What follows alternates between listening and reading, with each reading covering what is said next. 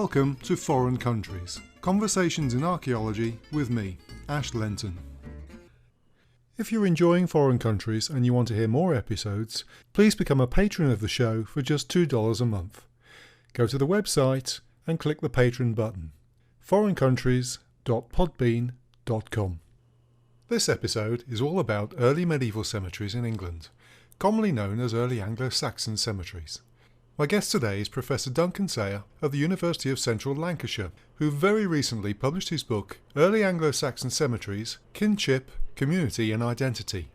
Duncan's book is a huge survey of published work, put together with his own extensive research over the last 15 or 20 years, and it is available open access on the Manchester University Press website.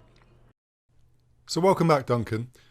You've been working and publishing on early medieval cemeteries for many years now. I know you've been working on this book for a long time. What did you set out to achieve? So it's sort of interesting to think of it as a book, because that is the product of it. But it started life many, many years ago as an essay I wrote my master's degree. And I realised that it wasn't possible to understand cemetery space in a small way. So I turned it into a PhD and looked at 9 cemeteries. I wasn't overly satisfied with that. It didn't really answer the questions I had. So I had to make it into a much bigger project to manage that. And so the book really is an attempt to deal with that in a much more substantive way. And so I look at 110 cemeteries and the internal organisation of those cemeteries and the different patterns of it. What I'm trying to do with it is to try and understand the phenomenon of early Anglo-Saxon burial, but funerary archaeology also more generally, as an extremely regional process. We tend to talk about things in very large scale. So we talk about the Anglo-Saxons and the way of Anglo-Saxon death.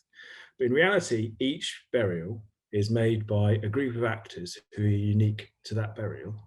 And the next one will be made by a completely separate group of actors, some of which may have been at the previous one, but many won't.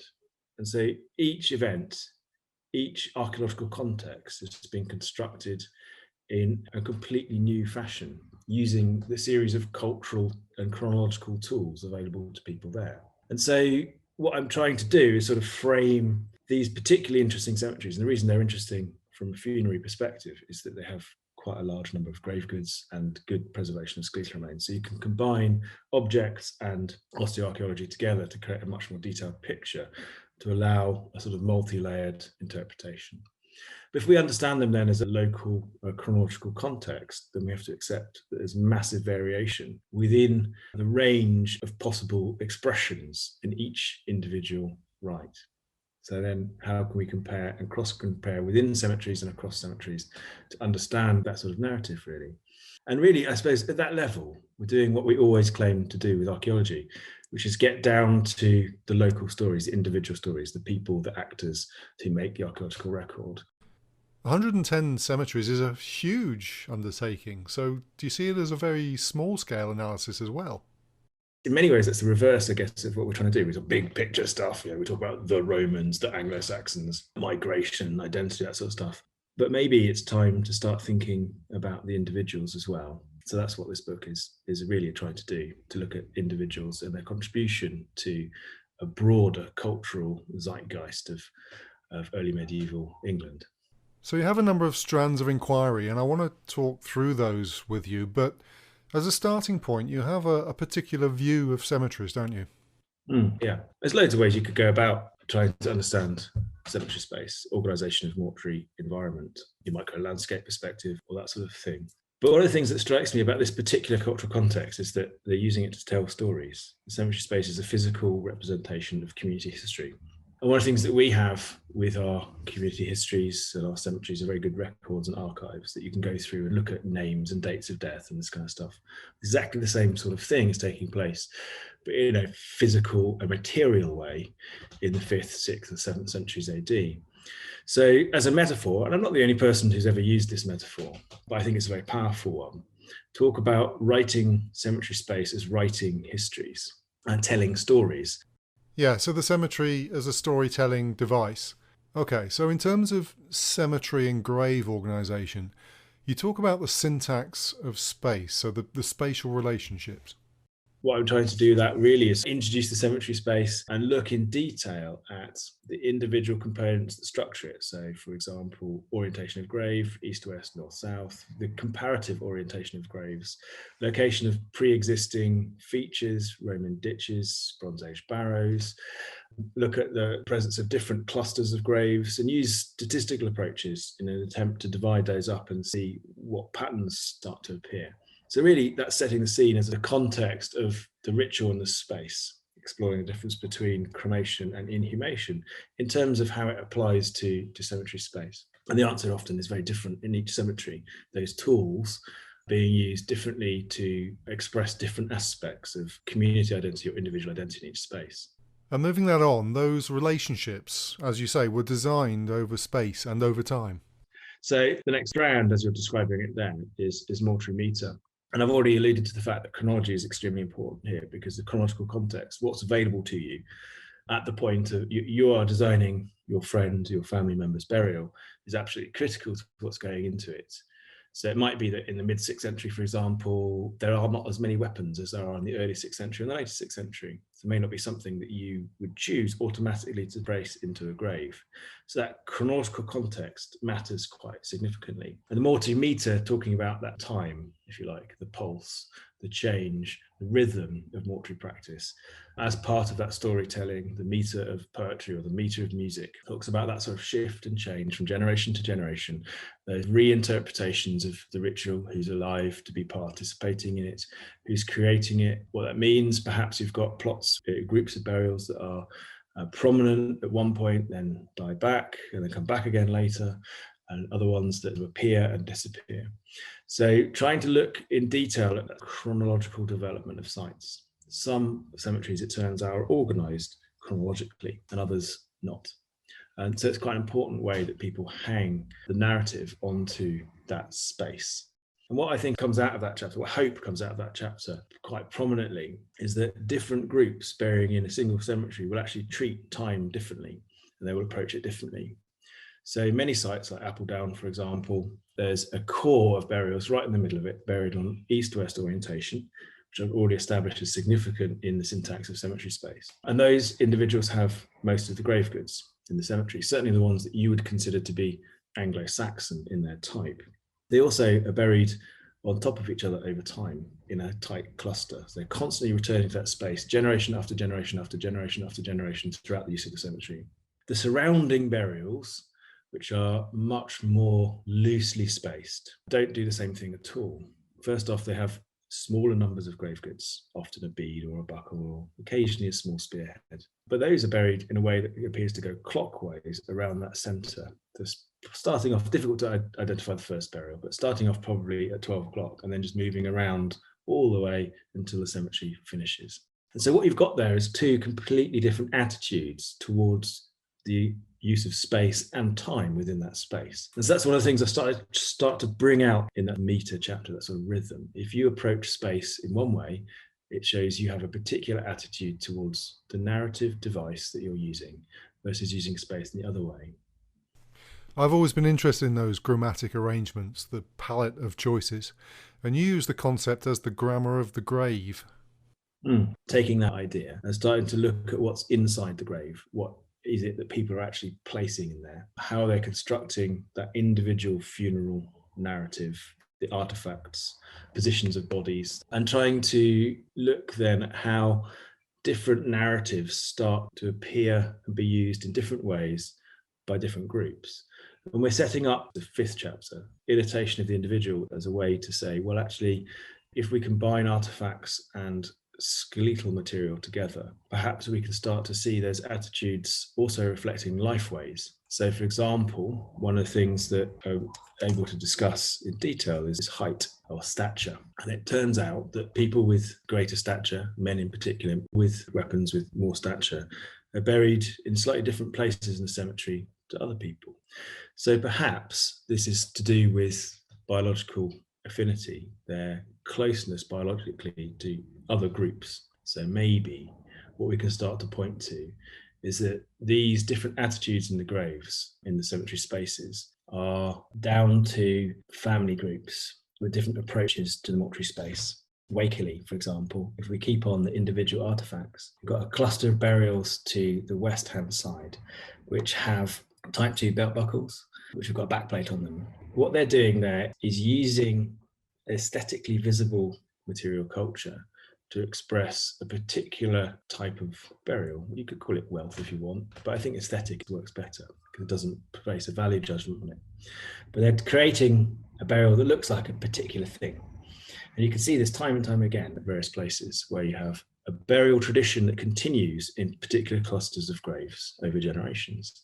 And it might be the presence of small artifacts like pins or buckles, or it might be the whole aesthetic device of the burial all the way through, where things are placed and how they're laid out. But it appears to be something that is taken on board generation by generation. Maybe it's passed down between the people who prepare the grave, or maybe it's just the memory of how the grave was set up, that sort of mnemonic.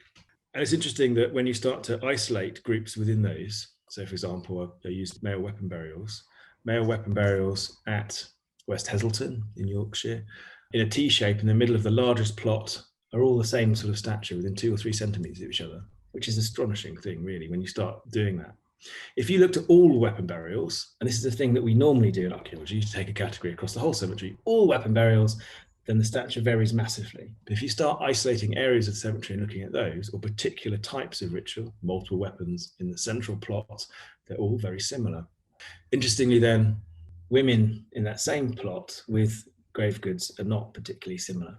But in one of the more widely distributed burial areas to the north, it's the women without artifacts are much more close in stature than the women with artifacts or the men with artifacts. And what do you make of that? I think, and I've got you can sort of explore this with teeth data as well, and I've got a PhD student who's recently completed looking in really good detail at teeth metrics and biodistance similarity between individuals. And I think what we managed to do in the book and what she's managed to do in her PhD is to think about that sort of similarity between people. It looks to us like we've got in the wealthier burials, those aesthetically more material burials, you have males showing male locality. You're more likely to have generations of men who are similar. Whereas in the individuals which have less aesthetic significance placed on their burials, you have maternal or metro locality. So women are more likely to be staying where they are. And it might be that what we're starting to see towards the late 6th and 7th century is the emergence of the elite Anglo-Saxon family as a local phenomenon, starting to say, well, we are the Anglo-Saxon elite. This is it's almost like a proto-manor, and we're starting to associate identity with family membership and starting to use that family space, that cemetery space, to mark out that constant chronology, that legitimization of the elite family. So that's what I think we're starting to see, where patriarchality starts to become important. Women are moving into that space to marry.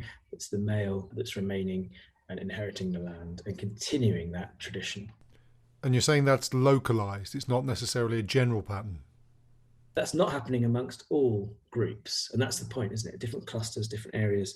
Perhaps there are different types of ways of living in family groups that are different amongst, well, you could say, we could use an old term like social economic difference, or you could say attitude differences among different family groups, which have different functions within society.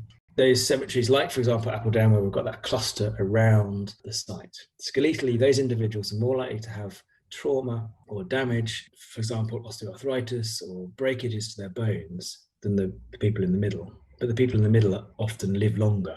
So it suggests that we've got different lifeways, different people having exposure to more damage, exposure to more trauma, but also choosing not to place so much emphasis on a continuous male line. So perhaps also seeing the emergence then of, well, I hate to say the word class attitude, but really that's the implication. Class is obviously the wrong way to think about it, but different ways of thinking about your family, different ways of thinking about your life, starting to be expressed within single spaces. We often compare different cemeteries or different regions. But what I'm saying in this book is very much we should be looking internally to see the differences in attitude that are being expressed within the cemetery itself. So it was just some clusters that were doing this at first. So where else was this expression more prominent? certainly bigger sites like Dover Buckland, which I go into, based on the new chronologies that John Hines has published, and revisit that material culture in line with carbon dates, you can really see that some plots in that massive cemetery become prominent at different times. And perhaps what we can start doing at sites like that is to write family histories a little bit more into the narrative. The thing that we've learned very much from mortuary archaeology is that dead don't bury themselves. But in that case, it's this family that does. And that kinship element, that family element, is something that's been missing from archaeological narrative. And yet really it is the glue that moves society on. It should be the core of social archaeology. Yet family identity is one of the most significant things that structures our life. We need to understand how people look at it and how they understand it and what their attitude towards it, to understand how culture is transmitted, to understand how gender is expressed. For example, in this space, in these cemeteries, it seems to be those individuals who have most aesthetic interest in central burial areas, in more elaborate burial material, that express difference in gender. You don't see that in other areas of the cemeteries. So perhaps gender expression in early Anglo-Saxon mortuary ritual is isolated to that elite local family and not to that broader cross-section of society. And that's really important to understand what gives you the freedom to express your gender, or what makes it an imperative in your life. Perhaps it's the fact that mobility through marriage is such an important part of how that particular core family mitigate their movement through the world. Nobody else is doing that. They're all sort of marrying whoever, or not bothering to marry, or moving around. And perhaps it's the women who are remaining local for work, much more freedom, much more flexibility in that sense. And perhaps men and women doing similar sorts of work.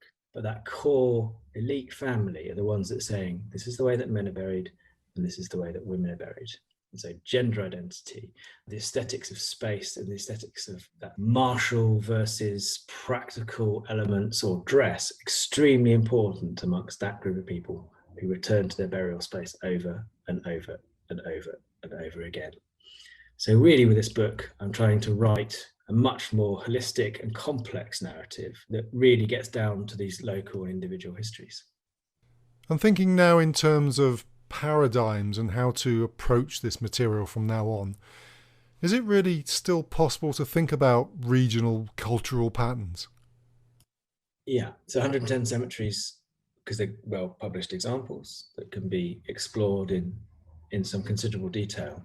But to answer your question properly, we have to understand a little bit about the history of the subject. And really, there are two approaches in the past to Anglo-Saxon cemetery spaces. There are scholars like Heinrich Herke or Nick Studley or Howard Williams have looked at national samples to answer big questions like weapon burials or gender and female graves or memory or reuse of monuments. And then there's a slightly different approach. People like Sam Lucy, who wrote her thesis on the burials of East Yorkshire. And there's a number of people going right the way back to Tanya Dickinson or Martin Welsh, who looked at Thames Valley or Sussex. And so you either have that sort of regionality where you start to create a local chronology and understand the local phenomenon as an entity, or you start to ask national questions. What I'm trying to do with the book really is to build on those two perspectives and build a national database, if you like, or a national sample set to understand local phenomenon. Because actually, even if you go to somewhere like East Yorkshire, individual cemeteries are very different to each other, and the different patterns in those cemeteries are quite different.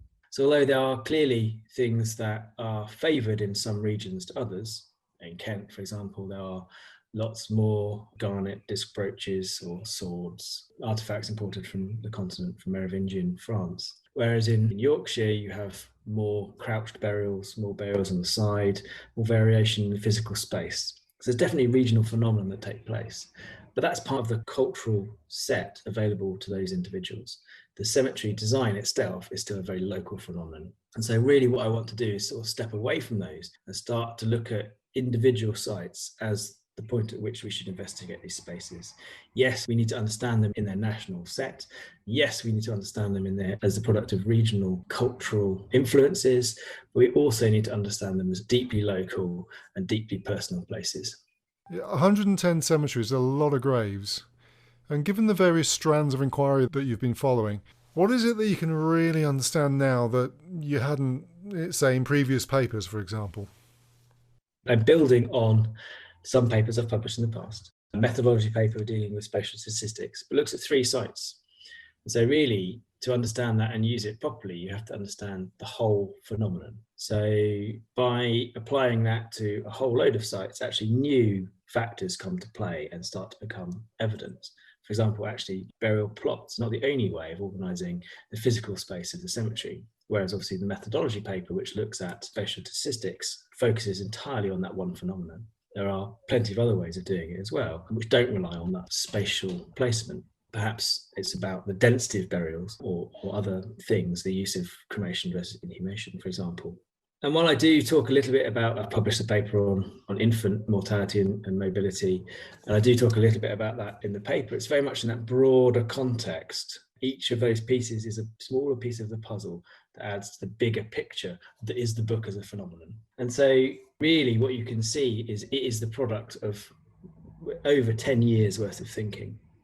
Those new methodologies and approaches were developed for the book, for the continuing narrative. And really, the papers are a spill-off from the book rather than the book being something else. The single most important contribution to this, really, was excavating at Oakington, early Anglo-Saxon Cemetery. Before then, you're sort of playing with it, writing, thinking about something. But the thing that really changed my perspective completely, and is really ends up being the core factor in this book, comes from physically experiencing the excavation, physically experiencing the grave. And the reason for that, and the reason I think I end up emphasizing the very local, very personal experience of these things, is that archaeologists have to climb into the grave to excavate the dead. We have to be part of it, really. You have to excavate with your trowel, with your leaf trowel, with your toothpick, if you've got one, or your lolly stick. You have to very carefully lift the artifacts. You're spending quite a long time there. At Oakington, we would spend up to 10 hours excavating a single grave. And so you end up developing a particular perspective. And the last people who did that were the Anglo-Saxons who buried the people. And we tend to draw reconstruction drawings these days to try and explore the context of it, don't we? Something Howard Williams talks about in various papers. But one of the problems with those is that they're all like Anglicans. They're all sort of standing slightly apart in their best dress, maybe showing a little bit of emotion, but all standing quite rigid. But actually the mortuary space can't be like that, because you've got someone who's died, the body needs to be prepared. They then need to be transported to a grave that's been physically excavated. And to lower their body into the grave, you've got to climb in there with them. And then you've got to rearrange the body, and you've got to rearrange the clothing, and then you've got to put artifacts in there. You're not throwing them in like a wishing well, you're laying them next to the person. So you're physically intertwining with that mortuary context of becoming part of it. You're telling stories while you're doing it. You're not doing it by yourself. You're doing it with a community of people. There's a really nice example from Oakington. Individual woman with a baby in the grave, or a child in the grave, and she's buried face down. Okay, you think, okay, well, if you take a step back and you think about this as a photograph or a plan, it looks like a prone burial, a deviant burial. When you start looking at the details, the climbing in the grave part, her hand comes underneath her chest and it holds her beads. She's not wearing them. Someone put them in her hand and closed her hand around it. That's quite an emotive thing to do. Some other people would have probably been party to that and would have known that. The other thing that's quite important is her left hand comes underneath her sort of abdomen and touches the hip of the child. Now, if you imagine the deviant burial interpretation, that would tend to suggest some sort of violence. That's a very delicate touch, really much more emotive than that. Her wrist clasp, and we're very lucky that in that cemetery they were wearing wrist clasps, is actually further along than her hand. So it suggests that the same person or group of people that placed that hand on the hip of the child also pulled her sleeve along, effectively to conceal it from everybody else. So now you can start to see the grave as multi-layered. Small group of people laying out that particular body, positioning her in the grave, positioning her body, moving her hands around, and also hiding and concealing them from people who are not taking part in that level of ritual, those people who are standing slightly off, just observing from a distance, or who come there later. So there are little stories taking place at a very localized level between individuals who are recreating those social bonds through the preparation of those burials. Of course, at the same time, they're covered in mud. Okay, and they're interacting with themselves and each other, and soil and grass and all of those things. And yet we still draw the illustrations of these sort of stick figures standing slightly apart. Much more emotion, much more interaction. And that's something I really took from the initiations at Oakington, because we used to teach students.